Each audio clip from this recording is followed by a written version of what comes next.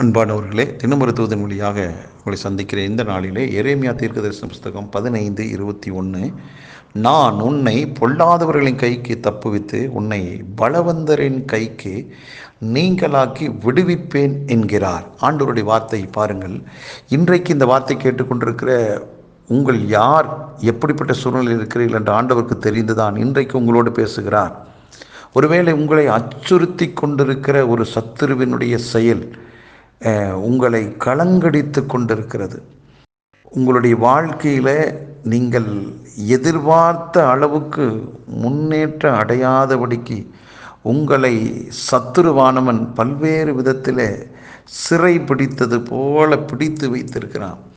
இப்படி பலவிதமான விதங்களிலே நீங்கள் மனது அளவிலும் சரீரத்திலும் உங்களுடைய தொழில், உங்களுடைய வேலை, உங்கள் ஆவிக்குரிய வாழ்க்கை, குடும்ப வாழ்க்கை, உங்கள் ஊழியம் என்று பல்வேறு விதங்களிலே சத்துருவானனுடைய ஆளுகையை சில ஏரியாக்களில் நீங்கள் பார்த்துருக்கிறீங்க, அனுபவிச்சுட்ருக்கிறீங்க. என்னைக்கு நான் முற்றிலும் விடுவிக்கப்படுவேன் என்றதான கேள்வியோடு காத்திருக்கிறீர்கள். சிலர் கண்ணீர் வடித்து கொண்டிருக்கிறதை ஆண்டவர் உணர்கிறார்.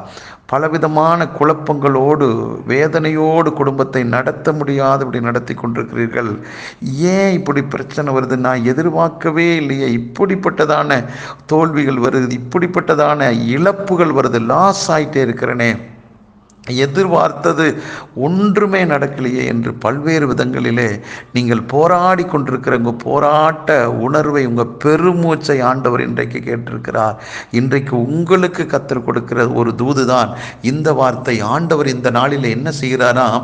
இத்தனை பிரச்சனைக்கும் காரணம், மகனே மகளே, உன்னை சுற்றி இருக்கிற அந்த பிசாசனுடைய செயல்கள், அந்த தீய சக்தியினுடைய ஆதிக்கங்கள்.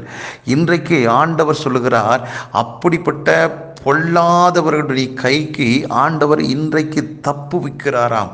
அது மட்டுமில்ல, உன்னை பலவந்தரின் கைக்கு விடுதலையாக்குகிறாராம். அப்படிப்பட்ட ஒரு வார்த்தையை ஆண்டவர் சொல்லுகிறார். அப்போ உன் வாழ்விலே முன்னேற்றத்தை கண்களிலே பார்க்கிறீர்கள் முன்னால, ஆனால் அதை அனுபவிக்க முடியல. கை கிட்ட வந்து சேருவது போல இருக்கிறது, ஆனால் அதை அனுபவிக்க முடியல.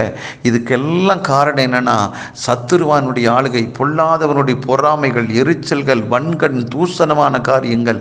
இப்படிப்பட்ட அந்த சத்துருவின் பார்வையிலிருந்து, அந்த பொல்லாதவனுடைய கையிலிருந்து முற்றிலுமாக இன்றைக்கு நீங்கள் விடுதலையாக்கப்படுகிறீர்கள். இயேசு கிறிஸ்துவின் நாமத்தினால நீங்கள் முற்றிலும் விடுவிக்கப்படுகிறீர்கள். இன்றைக்கு உங்களுக்கு ஒரு விடுதலை என்னால் இனிமேல் அப்படிப்பட்ட தோல்விகளை காணாதபடிக்கு, அப்படிப்பட்ட சறுக்கல்களை காணாதபடி, குடும்பத்தில் அடிக்கடி வரக்கூடிய அந்த குழப்பங்கள் வராதபடிக்கு தேவ பிரசன்னமும் தேவ சமாதானம் உங்களுடைய உள்ளங்களிலே, உங்களுடைய இல்லங்களிலே உங்களை சுற்றிலும் வேலி அடைக்கிறது. தேவ பிரசன்னம் உங்களை வேலி அடைத்து பாதுகாக்கிறது. அந்த மாதிரியான ஒரு காரியம் உங்கள் வாழ்வில் நடக்க போகிறது. கர்த்தருடைய வார்த்தை உங்களுக்கு நேராக வந்தது நிமித்தமாக நீங்கள் வேறு விதமாய் நீங்கள் வாழ போகிறீங்க. இனி உங்கள் வாழ்விலே எடுத்து வைக்கிற ஒவ்வொரு அடியின் வெற்றியின் பாதையாகத்தான் இருக்கும், தோல்வியாக இருக்காது. இந்த வார்த்தையை நம்புங்க. என்னை இதுவரைக்கும் பின்தொடர்ந்து வந்த, என்னை ஆட்டிப்படைத்த சத்துருவின் வழிகள் எல்லாம் அடைக்கப்பட்டு விட்டது. சத்துருவின் எல்லா விதமான தந்திரங்கள், சூழ்ச்சிகளின் நிர்மூலமாகிவிட்டது. கர்த்தருடைய ஆளுகைக்குள்ள நான் நிரந்தரமாக இருக்க போறேன் என்ற விசுவாச வார்த்தையை அடிக்கடி சொல்லுங்கள்.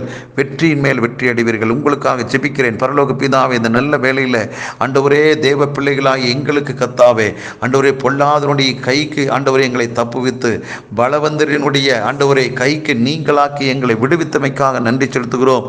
இனி வரக்கூடியதான நாட்கள் இந்த வார்த்தை கேட்டுக்கொண்டிருக்கிற ஒவ்வொருவருடைய வாழ்வில் விடுதலையின் நாளாய், வெற்றியின் நாளாக இருப்பதற்காக நன்றி. ஒவ்வொருவரையும் மனதார வாழ்த்தி ஆசீர்வதிக்கிறேன். இயேசு கிறிஸ்துவின் நாமத்தில் ஜெபிக்கிற நல்ல பிதாவே, ஆமென்.